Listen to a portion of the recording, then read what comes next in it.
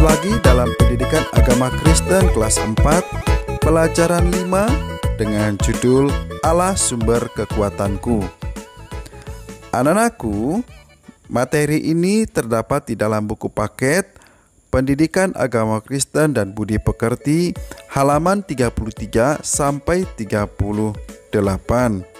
Nah, buku paket ini Bapak sudah kirim di Classroom dalam bentuk file PDF. Silakan anak-anak nanti buka ya. Nah, sekarang mari kita persiapkan semua alat-alat tulis kita, baik buku tulis maupun pensil atau penanya, untuk kalian mencatat hal-hal apa saja yang kalian anggap penting nanti ya.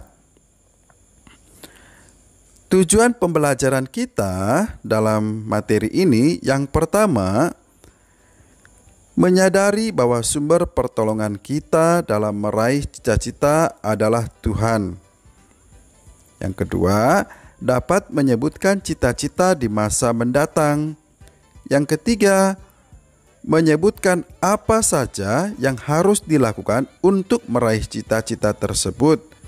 Yang keempat, meyakini bahwa Allah selalu menyertai anak-anak yang mau berusaha dengan sungguh-sungguh. Anak-anakku semua, kalian semua adalah anak-anak yang istimewa. Kalian diciptakan Tuhan begitu berharga, dan kalian pasti memiliki cita-cita, memiliki impian di dalam kehidupan kalian, anak-anak ya. Nah, lalu bagaimana ya supaya kita bisa mencapai cita-cita atau impian kita?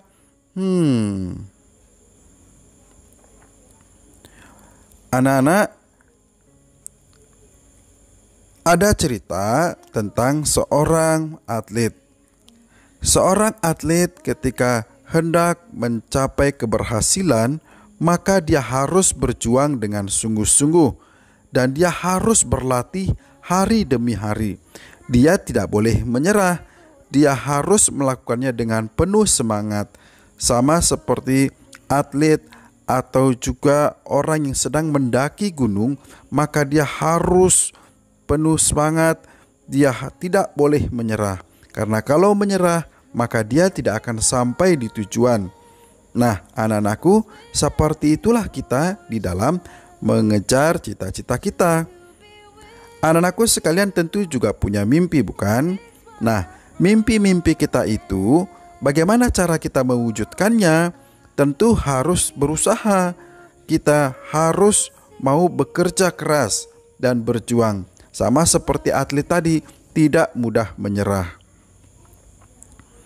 Nah, oleh karena itu, kita harus tetap semangat. Kita mau dengan giat tekun belajar. Dengan belajar yang rajin, maka kita akan meraih prestasi dan sukses akan menanti kita. Nah, anak-anak, semoga kita atau anak-anak semua nanti dapat meraih semua cita-citanya. Anak-anakku, impian ada yang dapat diraih. Namun demikian, ada juga impian yang tidak dapat diraih. Nah, impian yang tidak dapat diraih atau tidak dapat diwujudkan, itu ada banyak faktor penyebabnya.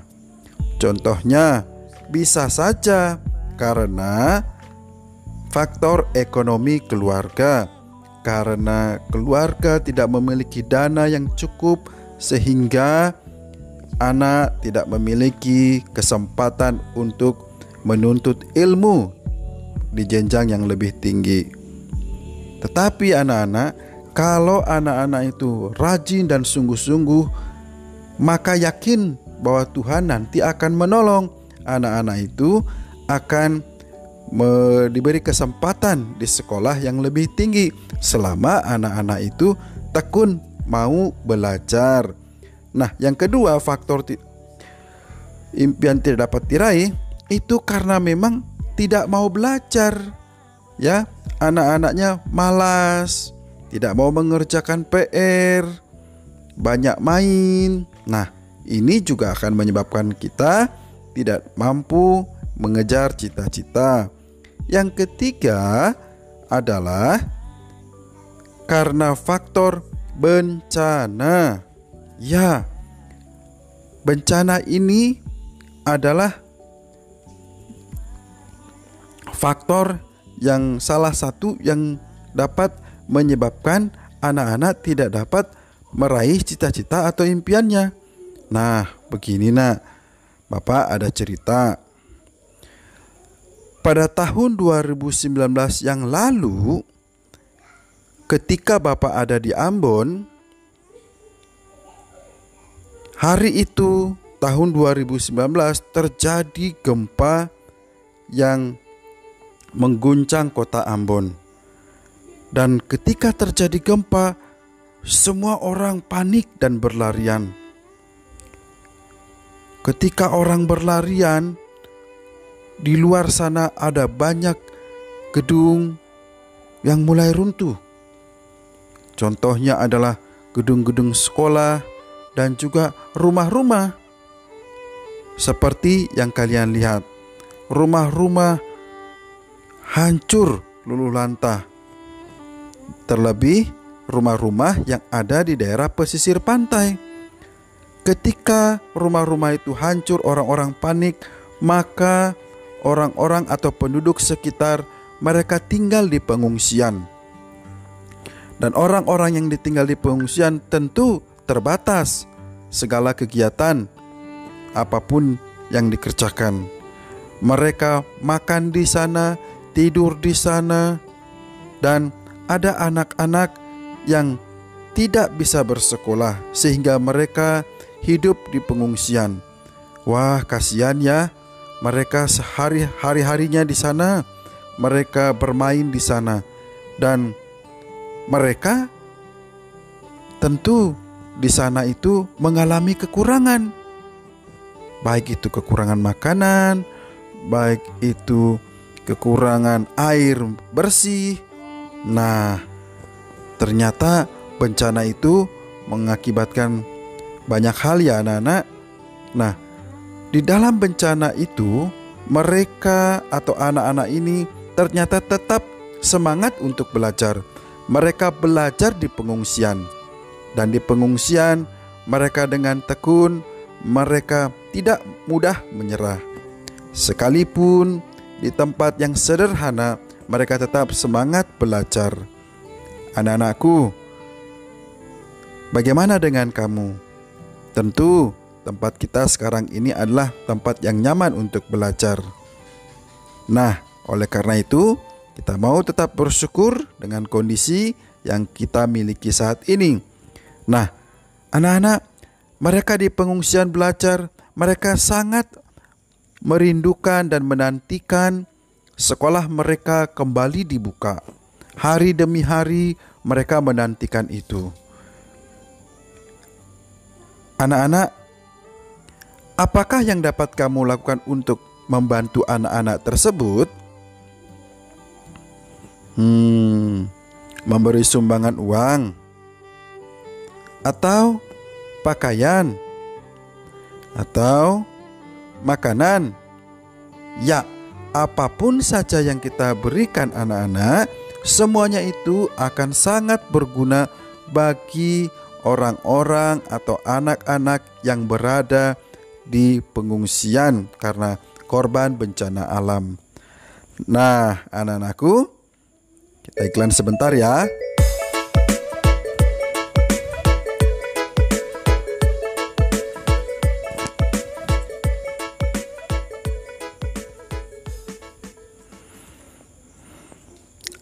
Anak-anak sekalian, pembacaan kita Alkitab pada saat pembelajaran ini, materi ini terambil dalam kitab Mika 1 ayat 1 dan Mika 7 ayat 7 sampai 22.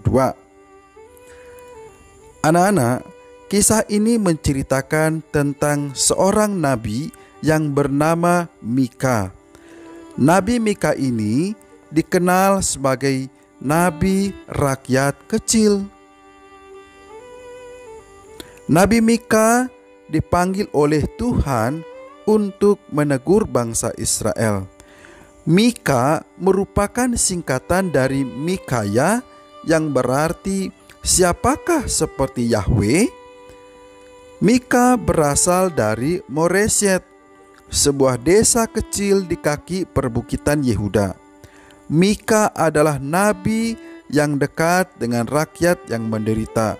Nah, karena nabi ini dekat dengan rakyat yang menderita, maka dia dijuluki sebagai nabi rakyat orang-orang kecil. Artinya nabi rakyat orang-orang miskin, anak-anak. Nabi Mika dipanggil Tuhan untuk memperingatkan akan dosa-dosa para pemimpin dan orang-orang kaya yang ada di Yehuda dan di Yerusalem. Apa saja ya dosa-dosa mereka? Ya, orang-orang kaya dan para pemimpin yang ada di sana, mereka seringkali melakukan ketidakadilan, dan mereka juga suka melakukan tindakan korupsi. Artinya mengambil sesuatu dengan secara berlebihan, tidak sesuai dengan yang seharusnya. Yang ketiga, mereka melakukan tindakan mengabaikan orang miskin. Di tengah-tengah kekayaan yang mereka miliki, dengan kelimpahan harta mereka, ada orang miskin di sekitarnya, mereka tidak mau tolong, mereka tidak mau berbagi.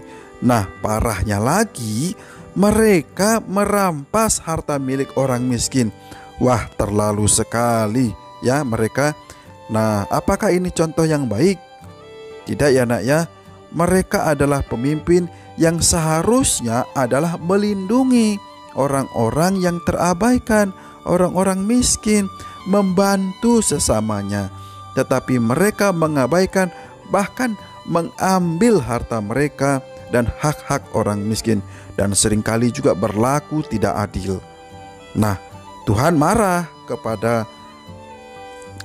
para pemimpin-pemimpin ini, sehingga Tuhan mengutus Nabi Mika untuk mengingatkan para pemimpin dan orang-orang Israel yang ada di sana. Orang-orang Israel dan para pemimpin ini, mereka adalah orang-orang yang taat beribadah. Mereka suka memberikan korban persembahan, tetapi hati mereka dipenuhi dengan kejahatan, tidak sesuai dengan apa yang mereka lakukan di dalam ibadah. Di dalam ibadah mereka begitu saleh sekali, tetapi perbuatan mereka tidak mencerminkan sebagai orang-orang yang taat beribadah. Nah, ini berarti orang-orang yang munafik. Dan Tuhan membenci orang-orang seperti ini. Maka Tuhan mengutus Mika, sehingga Mika mengingatkan bahwa penghakiman Allah akan tiba kepada mereka. Penghakiman akan diturunkan, hukuman Tuhan akan diberikan kepada mereka jika mereka tidak mau bertobat. Anak-anakku sekalian, Tuhan tentu tidak ingin menghukum mereka. Allah ingin menunjukkan kasih-Nya kepada mereka. Allah akan menunjukkan kasih-Nya kepada siapa saja yang mau bertobat. Sekalipun orang itu jahat, tetapi jika orang itu mau bertobat dan mengakui kesalahannya, maka akan Tuhan ampuni akan segala kesalahan dan dosa-dosanya. Nah, Mika sangat menyadari bahwa tugas yang diberikan kepadanya ini sangat-sangatlah berat. Maka oleh karena itu Mika tidak bisa mengandalkan kekuatannya sendiri. Maka Mika harus meminta pertolongan dari Tuhan. Mika membutuhkan pertolongan Tuhan di dalam melaksanakan tugasnya, karena sumber kekuatan dan sumber pertolongan yang paling utama adalah berasal dari Tuhan. Wah, hebat Mika ini ya. Berarti Nabi Mika tidak sombong. Dia dalam melaksanakan tugasnya, dia selalu berdoa dan meminta pertolongan kepada Tuhan.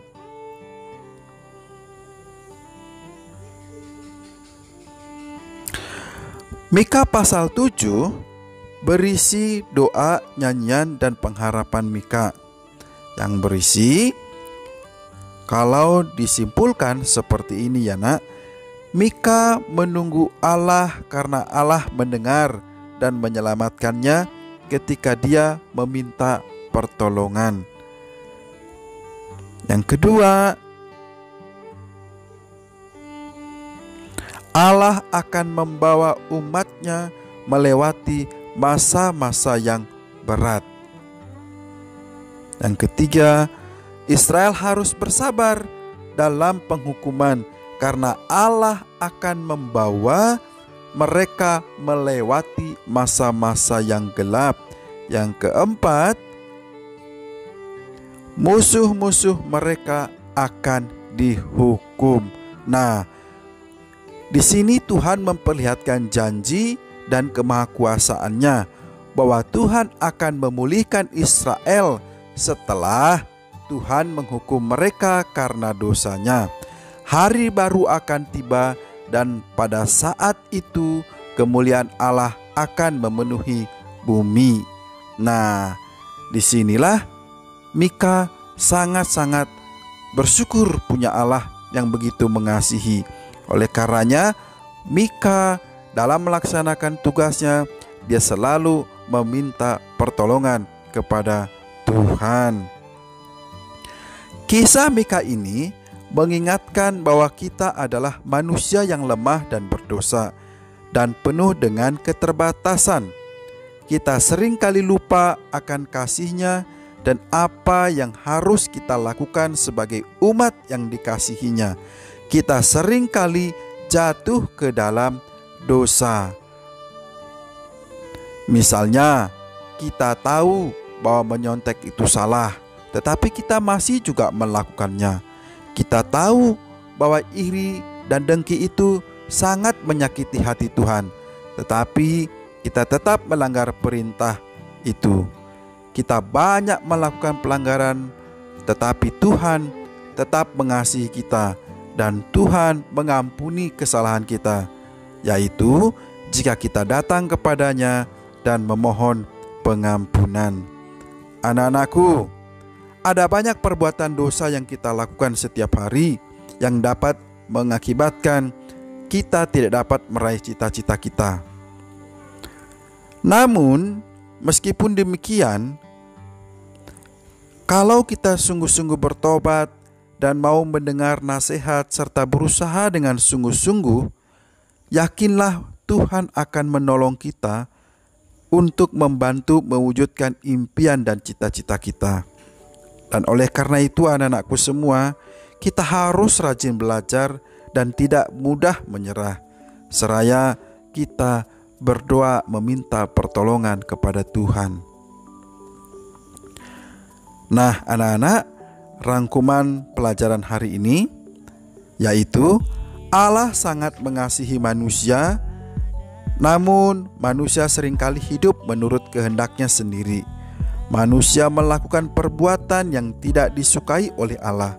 Manusia menyakiti hatinya sesamanya. Situasi ini membuat Mika perlu mengingatkan bangsa Israel agar segera bertobat karena penghakiman Allah akan segera dinyatakan. Sebagai manusia, kita pun sering melakukan hal-hal yang tidak berkenan kepada Allah, padahal Dia begitu mengasihi kita. Keterbatasan kita membuat kita seringkali jatuh dalam dosa. Oleh sebab itu, kita membutuhkan bimbingan dari Allah supaya kita mampu melakukan perintah-Nya. Nah, sekarang anak-anak, mari kalian pikirkan, apa ya cita-cita kalian?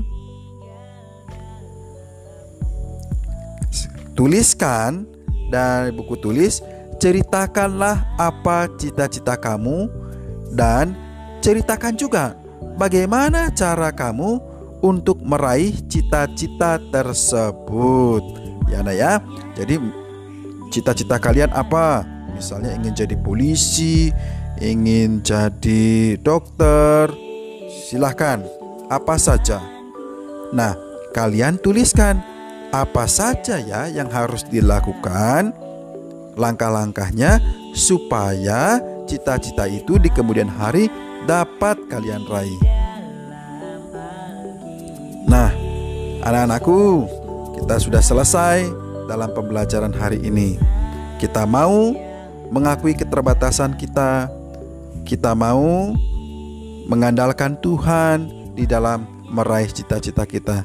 Sekarang mari kita berdoa yuk.